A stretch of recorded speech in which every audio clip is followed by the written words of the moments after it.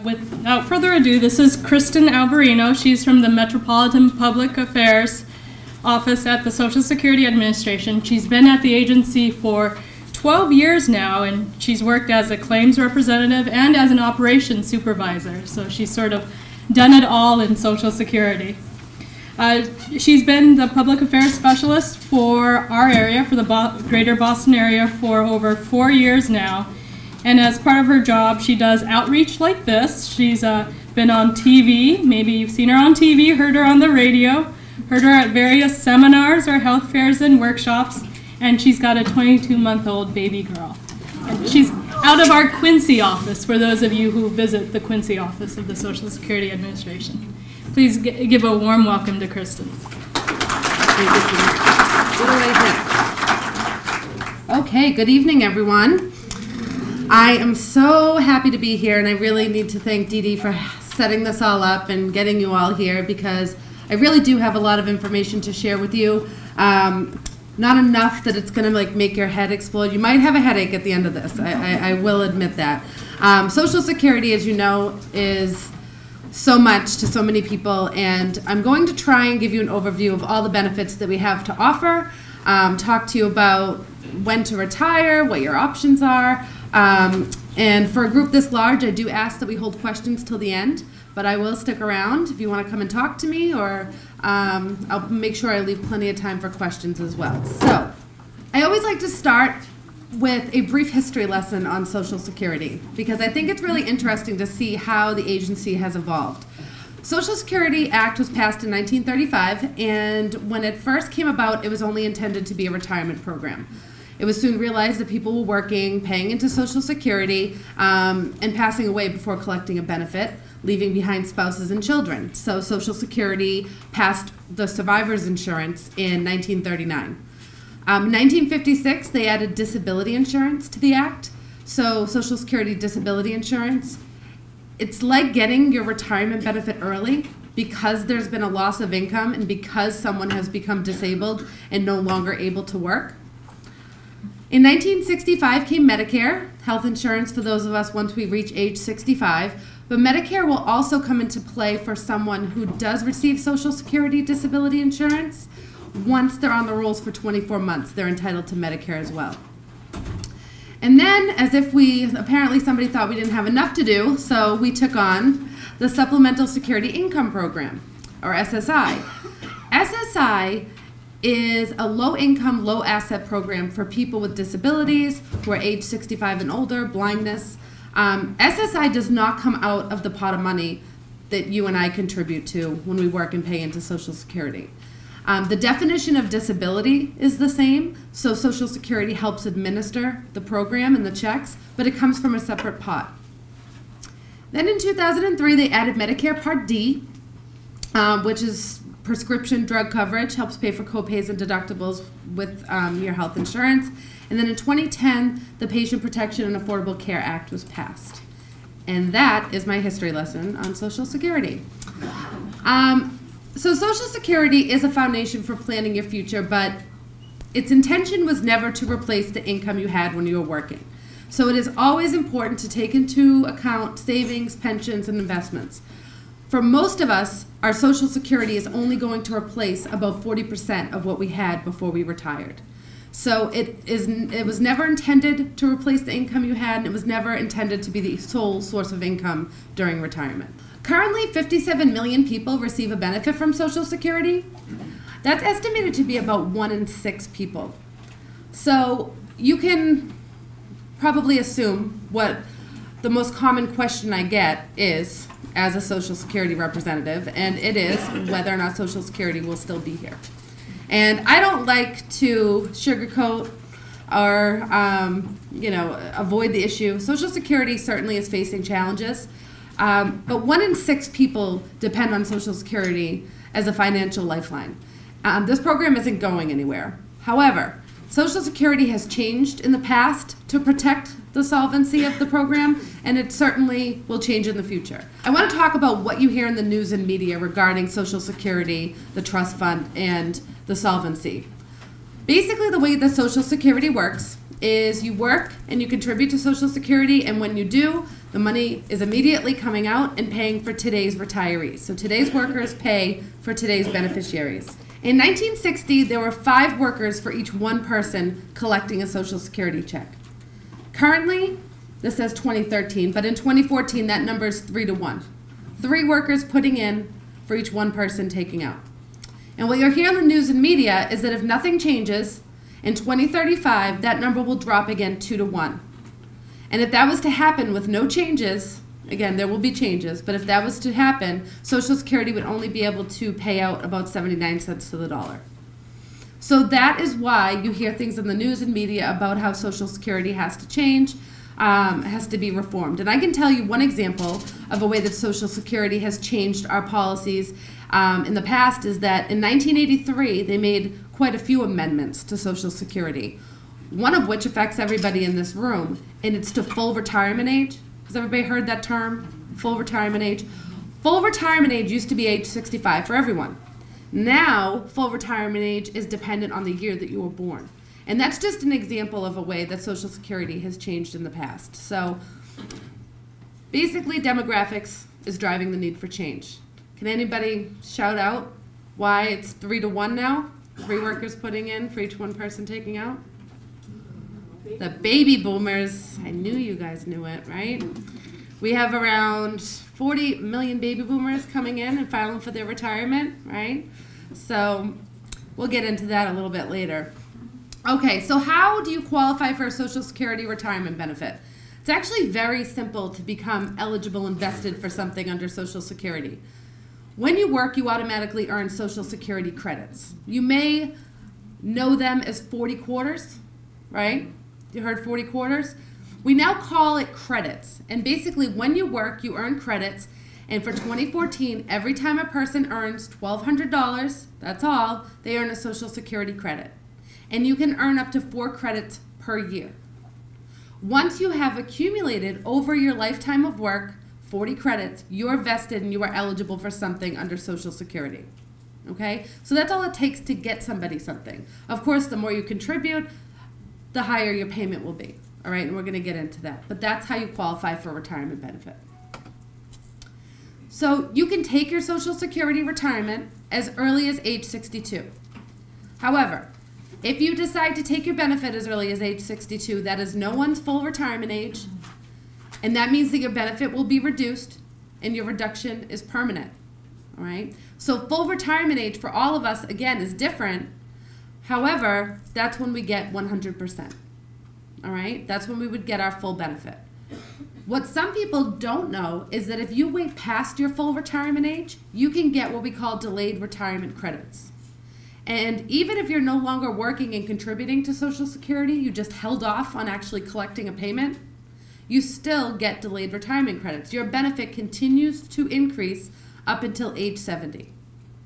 All right? And it increases at a rate of about 8% per year. All right? So, in this example, if you were born between 1943 and 1954, your full retirement age is age 66. If you took your benefit at age 62, your benefit would be 75%. Waited till full retirement age, 100%. But if you waited to get the full delayed retirement credits, your benefit at that point would be 132%. So it is a substantial increase. However, it is a personal decision. I can tell you a true story. My aunt, she got me the other day. She called and invited us to dinner completely randomly. And when I showed up, the entire table was filled with all of her friends that are about to retire. And this is an absolutely true story. And she got me there with her famous chicken dive-in, and I should have known that something was up, and she just said that she wanted to see my daughter, and which she did, but they all wanted to know when. When do I take it? When does it make the most sense? And I got them because there's no answer.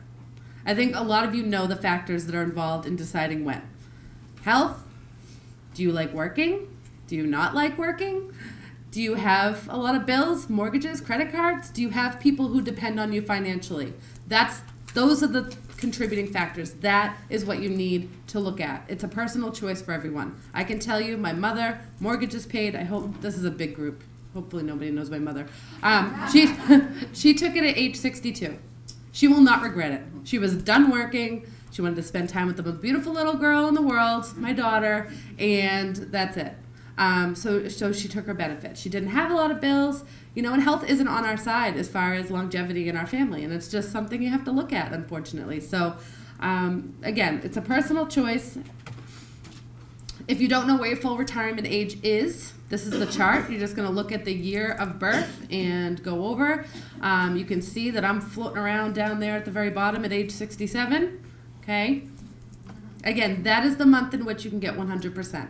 So in addition to the retiree, who else can collect a benefit from the worker? We're going to be talking about dependent benefits. So they're under this umbrella of being dependent. If you retire and you have minor children, they can get a benefit from your Social Security up until 18 or 19 if they're still in high school. More commonly, if you have a child, an adult child, when you collect your retirement, that was diagnosed with a disability prior to reaching the age of 22, they could potentially get a benefit from your Social Security that could go on for the rest of their life. A spouse can also get benefits from your Social Security. Spouse needs to be at least age 62, just like we do. And at any age, if they're caring for a child that is under age 16 or disabled. An ex-spouse can also get benefits from your Social Security. Here's the collective groan, right? Marriage needs to have lasted at least 10 years. In order to collect without having to wait for your ex-spouse to file, the divorce needs to be final 2 years. Of course, in the world of Social Security, sometimes there's multiple spouses, maybe an ex-spouse and a current spouse, maybe a few more than that. There is a maximum on how much Social Security will pay out, okay? However, if there was an ex-spouse and a current spouse, in most cases, they will not affect each other's payment, all right? So they can both get a payment. They will not affect each other, which is a wonderful thing, because you can imagine what the Social Security waiting rooms would look like. So, spouse's benefit. The maximum that a person can get is 50% while the worker is still alive. So that's a spouse's benefit, okay? Now I'm going to go back to that term, dependent benefits, all right? Remember we said you, as a spouse, ex-spouse, you can get it as early as age 62. If there's no dependency on the worker, a lot of times you're not going to get a benefit. This is for, these benefits came about in 1935 when there was usually one worker and one person who stayed home. And that principle still exists today. So let me give you an example. If me and my husband both work and pay into Social Security equally, when we reach our retirement age and we try to collect, if my benefit is $1,500, his benefit is $2,000, as a spouse, I'm only due 50% of his benefit, right? His benefit's $2,000, so that means I'm eligible for $1,000. Mine's $1,500. I'm getting mine, he's getting his. That's it. However, let's say that I decide to stay home with my little girl for the next 10 years. It's very unlikely, but it's for some people, I guess. But let's say I decide to do that. And he's the worker. I'm dependent on him for a period of time. So when we go and retire, let's say my benefit is $700 and his benefit is $2,000. Again, as a spouse, I'm due 50%. I would get my $700 and I would get $300 from him to bring me up to 50% of his benefit. That is essentially, and there's exceptions to every rule, essentially how a spouse's benefit would work. Survivor's benefits, if a worker is to pass away, minor children will get a benefit up until 18 or 19 if they're still in high school. Again, if I was to pass away and if my child becomes disabled before she reaches the age of 22, she could potentially get a benefit from my Social Security that would go on for the rest of her life. Right? Widows and widowers can get a benefit as early as age 60, whereas the spouse has to wait till 62. A widow or a widower can get benefits as early as age 50 if they're diagnosed with a disability. Spouse, the maximum is 50%, whereas a widow and a widower can get 100%. All right? You can get remarried and still collect a widow's benefit, but the remarriage needs to happen after age 60. All right? And divorced widows and widowers may apply as well, as long as the marriage duration met that 10-year requirement. All right? So at full retirement age, like I said, a widow or widower can get 100%. But when we're talking about spouses' benefits, widows' benefits, widowers' benefits, when we're talking about that, full retirement age still comes into play. So again, 60, 62, those aren't anyone's full retirement age, which we already discussed. So if you decided to take, for example, a widow or widower's benefit at age 60, the earliest point, the benefit would be reduced. For someone whose full retirement age is 66, the benefit would be at age 60, 71.5%. All right? Now, widows and widowers have a unique opportunity to potentially take maybe the 71.5% at age 60 and hold off on their own Social Security and watch their own grow with those delayed retirement credits, and then switch when their own has exceeded what they're getting as a widow or a widower. Right? And again, if you speak with a financial advisor, there's one in the room, you wouldn't be able to look over those choices, see what makes the most sense to you. And I can also tell you that at the Social Security offices, whether you call or visit, we are always looking at all of your options, and we're always looking to see where you are eligible. Is there a spouse? Is there a child that might be eligible on your Social Security? We'll always be asking questions that seem like probing questions, but the reason for that is we're always trying to make sure that everyone is getting what they're entitled to. So I do like to talk about how we figure out how much we're going to pay you. The reason I like to talk about it is because some of the most common questions that I get stem from the math and the calculation of what we do to figure out how much we're going to pay you. I don't want to get bogged down in the calculation, but I am going to show it to you. But basically, when we're figuring out how much we're going to pay you, we take 3 steps. The very first thing that we do is we look at all of your Social Security earnings, all of the earnings where you are contributing to Social Security. And for those earnings pre-age 60, we inflate them. We actually bring them up to what they would mean today. So if you made $15,000 in 1975, that means $27,000 today, okay? Now we look at the whole picture, all of the earnings, but we only inflate those before you reach age 60, all right? Once we've done that, we pull out your highest 35 years, right? Highest 35 years. Once we have your highest 35 years, we come up with an average. On average, in those 35 years, what did you earn per month? Is everybody with me so far? All right. So remember at the very beginning, I said to become vested and eligible for something under Social Security, you needed 40 credits or 10 years of work. If you are the person that only has 10 years of work, we're still using 35 to come up with an average, all right? So what would that do when there's 25 zeros floating around? Brings the benefit amount down, right? So one of the most common questions I get is if I decide to collect my Social Security and work and pay in after I'm collecting, will my benefit go up? The answer to that is if you're the person that has some zeros floating around, you have less than 35 years, every time you work and replace a zero, your benefit is subject to go up, all right? Or anytime you replace one of your lower years, it will bump out that lower year because we're always using your highest 35. However, if when you retire, your highest 35 are already there and then you get a part-time job and those earnings are lower than the lowest year that we already have in there, they're not going to make a difference in your benefit because it would be disadvantageous to use them when coming up with an average. All right, so that's one of the most common questions I get. So do you have to pay Social Security taxes if you know your benefit's not going to go up? Yes, you do. Why? Because you do. I don't know. I apologize that the numbers say 2013, but this is the 2014 computation. So this is the math. This is the calculation that the government has created to figure out how much we are going to pay someone. There is rhyme and reason behind this calculation, but I'm just going to go over it briefly. Basically, in this example, a person who made, on average, in 35 years per month, made $5,200, okay?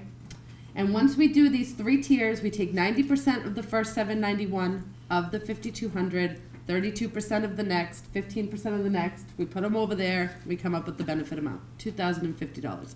Again, I'm not a mathematician, but there is rationale, rhyme, and reason behind this. But again, I like to tell you about it, talk to you about how we figure it out, because I think that if you do get part-time work later, you'll be scratching your head wondering if your Social Security benefit could potentially go up. Okay, homework assignment number 1 for all of you today is to use our retirement estimator. Who has been on socialsecurity.gov? Yay! So the retirement estimator, if you haven't used it, is one of the most easy to use, wonderful financial planning tools available to you. It takes only a few minutes. It asks you for some basic information about yourself, and it will actually pull in your true Social Security earnings and let you create different scenarios. What will your benefit be at 63? What will it be at 65? What would it be if you waited till 70? All right? You can actually do that in a matter of minutes, and it'll break it into a chart for you and show you how your Social Security benefit changes depending on when you decide to take it. All right? So that's your homework assignment tonight. I think it is very important for all of you to be able to see how that decision will affect your benefit. Homework assignment number 2. Some of you may have already done this. Some of you may have already done it with me when I was here 2 weeks ago. My Social Security is the latest and greatest tool on our website. Who here has a My Social Security account? Yay! It's fantastic. My Social Security is something that came about in January, and it is a way for us who are not collecting Social Security, a way for us to view our statement. Remember that little green thing that used to come in the mail? Little love letter from Social Security right around your birthday telling you what you'll get at retirement, what all your earnings are. When you create a My Social Security account, you'll be able to view all of that information anytime you want. Social Security did suspend sending out those statements. You can probably guess why. It cost a lot of money, right? So we provided this, and we're really excited about this because the authentication to make sure that who the person is, who they say they are, and the security features on it are wonderful. But I can tell you that we will resume mailing out the statements. We started again this month in a different capacity, every 5 years instead of every year. And for those folks age 60 and older, they will receive one every year. So if you got one just this month, there's a few of you in the room, I think, that would be why. So we did resume doing that. Now, when you have a My Social Security account and you start collecting Social Security benefits, it opens a whole door to different things that you can do. It's like the online banking of your Social Security. You can update your address, phone number, direct deposit. You can print any benefit or award letters that you need. You can view up to 2 years of payments, figure out when exactly your next payment is being deposited. It's really, really wonderful. You can verify Medicare, when you are eligible, request a Medicare replacement card, all those wonderful things. So I really want everyone to sign up for My Social Security account if you haven't already. It is really important. You can work and still get Social Security benefits. A lot of people are still under the assumption that once you get it, you cannot work. Now, we know that by taking our Social Security retirement early, the benefit will be reduced and the reduction is permanent. However, if you decide to take your benefit early, the other stipulation is that you are limited to how much you can make without having to pay Social Security back anything. All right? So for 2014, when you work and make $15,480, if you took your retirement pre-age, full retirement age, okay, you can only make $15,480. If you go over that, you have to pay back $1 for every 2 that you go over. Only one time. You know, if you're going to go over it by $1,000, you would pay back $500 one time. You can choose to do that by coming in with your W-2 and saying, I went over it by $1,000, here's $500, or you wait till we get your earnings information from the IRS and we'll send you a friendly letter saying you went over and we're going to take $500 from you next month. Okay? But if you're going to go way over, it wouldn't necessarily be worth it. Once you hit full retirement age, from that month on, you can work and make whatever you want. There's no limit, all right? So not only do you get 100%, but you can work and make whatever you want, okay? Now, that middle figure, $41,400, that figure is referring to people who, in the year that they are approaching full retirement age, they can work and make $41,400 without having to pay Social Security back anything. So I want to give you a little example of why that's important and who that benefits. We had a gentleman who came into the office at the beginning of the year. His full retirement age was this month, September, but he visited us in January. And his wife had passed away. He had a lot of financial responsibility thrown his way all of a sudden.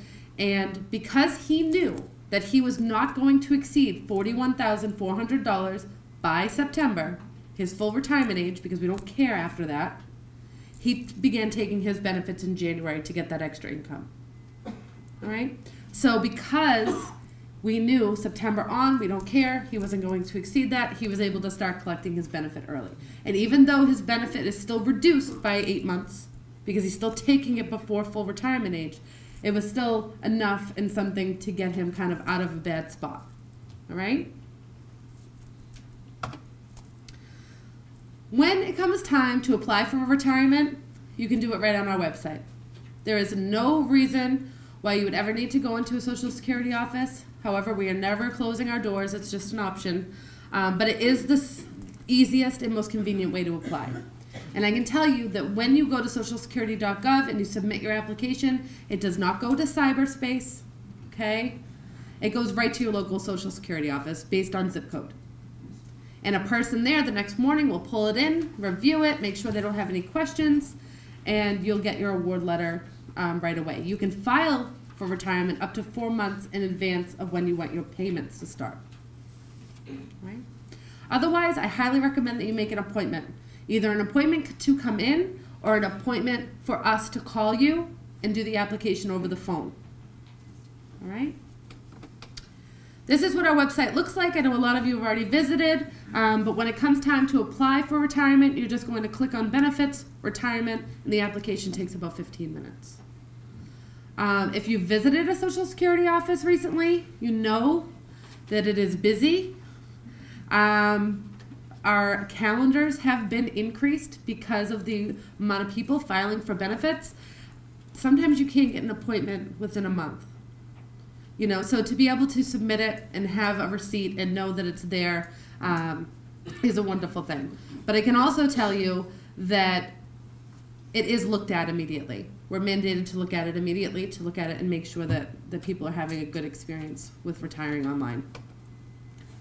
When it comes time to retire, typically the only thing we'll need or that you'll want to have in front of you at the computer when you're filing is a Social Security number for you or any spouses that you might be filing for.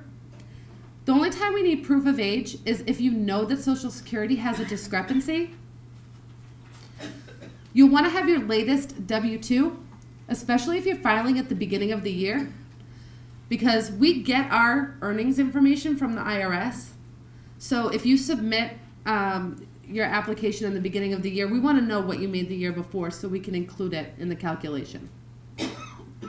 If you're going to continue working, we'd like an earnings estimate.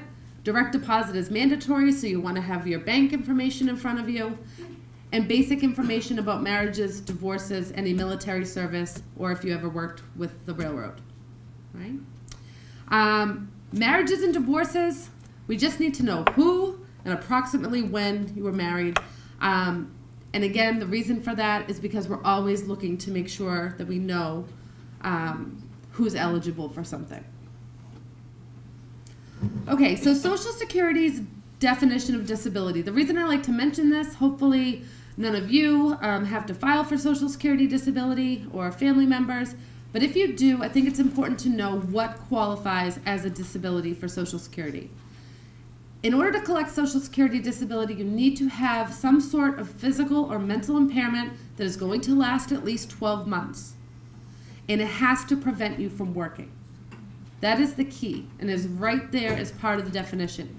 And the reason I like to mention that is because a lot of people with disabilities, you're in the healthcare field, will come in, file for Social Security, they're clearly disabled, but maybe they're still working, and they're still working substantially.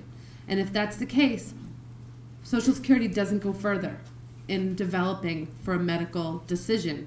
And the reason for that is because right there in the definition, it's an insurance program. There has to be a loss of work or income, all right? Social Security benefits can be taxable. It affects about a third of people. The IRS puts stipulations on how much income you can have before you have to pay taxes on your Social Security. So you'd want to visit their website to determine that, or talk to a tax professional. If you are found out that you need to pay taxes on your Social Security, it's a quick form. You submit it to Social Security and we'll withhold it for you. You just tell us what percentage you want withheld. Okay, we are going to move on to Medicare. Medicare can be tricky. What I want to get out of this for all of you is to know when you need to file for Medicare and when you can defer it. All right? Who can get Medicare? Age 65 and older. That's when we're entitled to Medicare. Unless you get Social Security disability insurance and you've been on the rolls for over 24 months. You have ALS. You have end-stage renal disease. You're going through a kidney transplant or dialysis. And there is new legislation about exposure to environmental health hazards. There are 3 different times that a person can apply for their Medicare. Initial enrollment period. The initial enrollment period for Medicare is 3 months before your 65th birthday and 3 months after your 65th birthday. All right?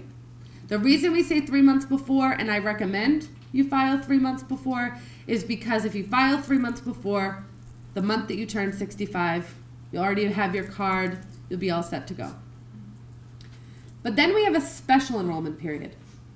The special enrollment period refers to people who are continuing to work past age 65, and because of that active employment, they are getting coverage from their employer. All right? That's the special enrollment period. So hold on. We have 2 parts to Medicare, 2 biggest parts, Part A and Part B. Part A is free. Part B only covers 80% of all your outpatient, and it costs $104.90 in 2014. All right? Now, Part B costs you money. So why would you want to defer it? Because you have health insurance. If you're continuing to work and pay and you get coverage from your employer, you can defer Part B and say, I don't want it right now, and defer that Part B, and then file in that special enrollment period, which is 8 months from the time that you stop working and the coverage is ending. So you can defer it, that is okay. But the reason why I want to make this clear to you is because if you do not file for Medicare when you're supposed to file for Medicare, you can end up with a surcharge on that $104.90. And the surcharge is a 10% increase on that $104.90 for every year that you didn't take it and you should have. All right? And that's permanent. When this 104 goes up, so does your surcharge. So it's very important to know when to file. So I'll repeat it again. Initial enrollment period. If you are not working, or you do not have a spouse that is working and you're getting coverage from them actively working, that is the key. Either you or your spouse, whoever you're getting health insurance coverage from, has to be actively working. All right? If that is not the case, you are going to file 3 months before you turn age 65. Go online, file your application, you get your card within a few weeks. All right? If you continue to work and get health insurance coverage from your employer, or you are covered by a spouse who is continuing to work and you're getting health insurance from their employer, you can file within the special enrollment period, which is an 8-month window from the time the prescriber stops working. If you miss either of those, you're going to be filing in what we call the general enrollment period, which is January to March of every year. That is when you could possibly end up with a surcharge, and also your coverage wouldn't be effective until July. Okay, so we have Part A, Part A is free, covers overnight visits in a hospital, most of those costs. I like to say if it's free, it's for me. So there's no reason to not take your Part A 3 months before you turn 65. Go online, file the application, get your card. You're not paying for it. The part you can defer is that Part B, the $104.90. The Part B, again, that's your outpatient, but it only covers 80% of your outpatient visits. So you need to make sure that you pick up a supplement, something that's going to give you 100% coverage. Who here has heard of SHINE? SHINE is like my favorite word in the English language. They stand for Servicing the Health Insurance Needs of Everyone. And SHINE are volunteers in our community. Their headquarters are in Boston, and they're wonderful. They will come to your home. They will talk to you on the phone. They will do whatever they have to do to talk to you about your health insurance options. And I highly recommend that if you're trying to pick a supplement plan, something to fill in the gaps for your Part B at retirement, that you possibly talk to a SHINE counselor, because they're phenomenal. Part C of Medicare is regarding Medicare Advantage plans. And basically, it's the A, B, and D all combined into one. And they are offered by Medicare-approved private insurance companies. Part D, that's your prescription coverage. Depending on what your prescription coverage is, what prescriptions you take, depends on what your Part D premium will be. So you need to make sure that you always pick a Part D plan for you, that's right for you based on your prescriptions.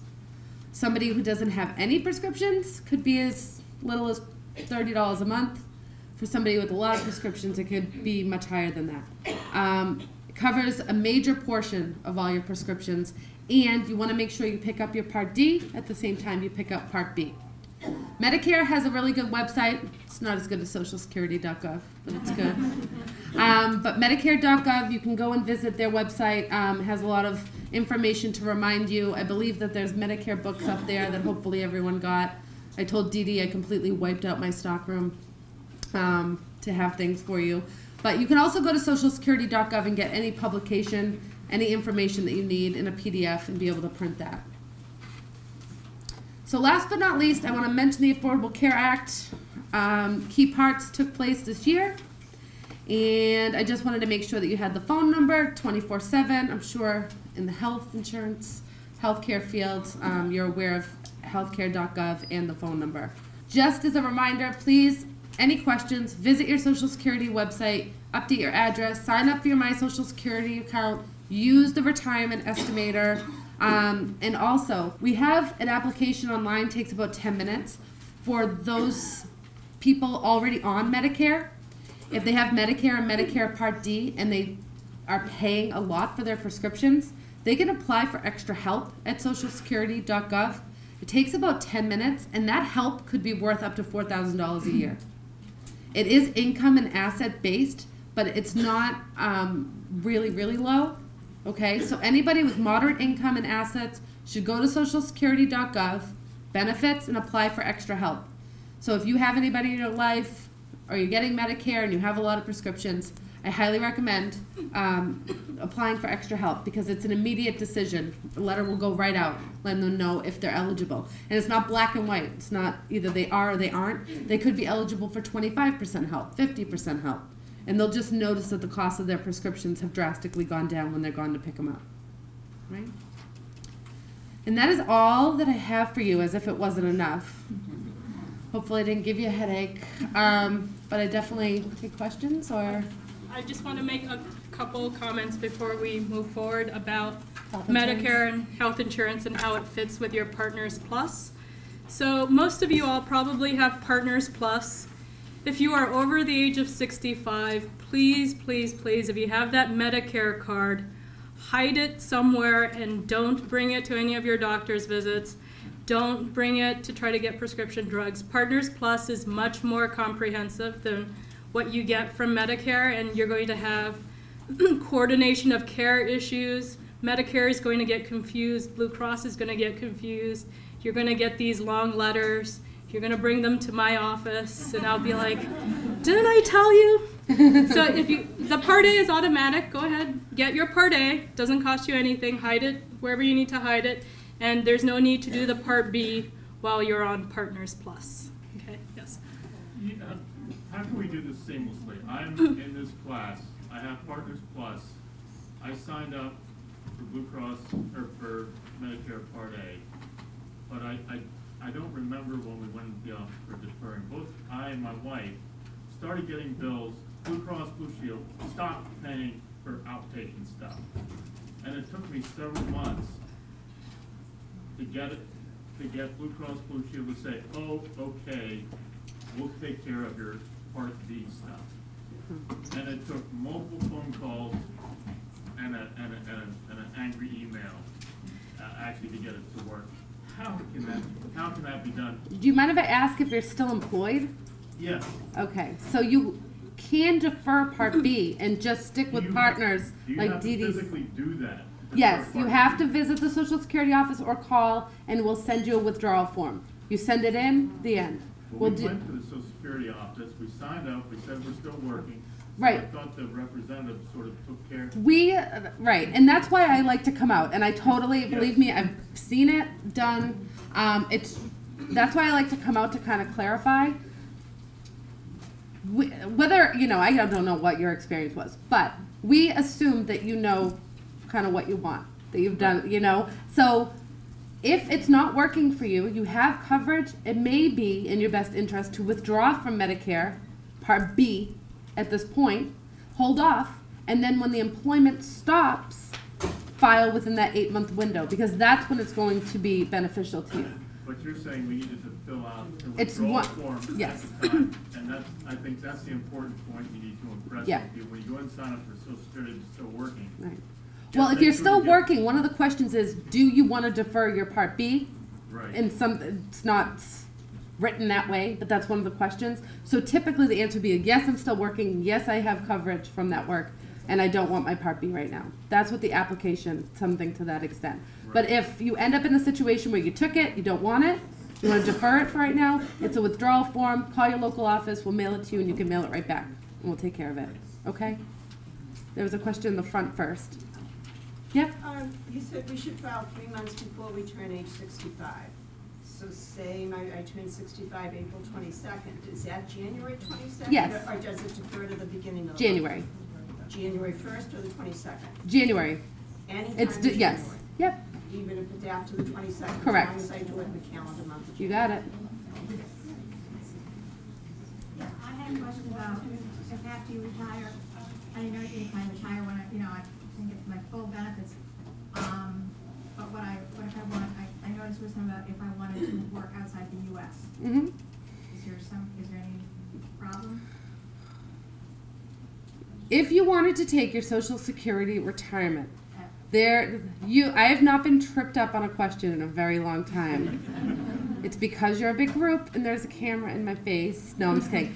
I might have to get back to you on that. I can tell you that. And I just Right. a job there. That is a wonderful question. All right. Now everybody needs to know what I don't know. No. So whether or not if you work out of the country, if that still falls under those rules, I promise you I'll get Dee Dee the answer. I just don't know it off the top of my head. Let me pause for a second. I know that sorry. many of you all have trains to catch. I will email out Kristen's presentation to everyone that was here. Yes? Dee Dee, I'll send you an email with my information. All right, Yeah. perfect. And I just want to point out that Nick Ligori is here from Fidelity. So if all of this talk of Social Security gets you thinking about your defined contribution investments, that Fidelity is here and his sign-up sheet's there for those of you who want to sign up for one-on-ones. And feel free to come up and ask Kristen individual questions, or myself. Thank you so much.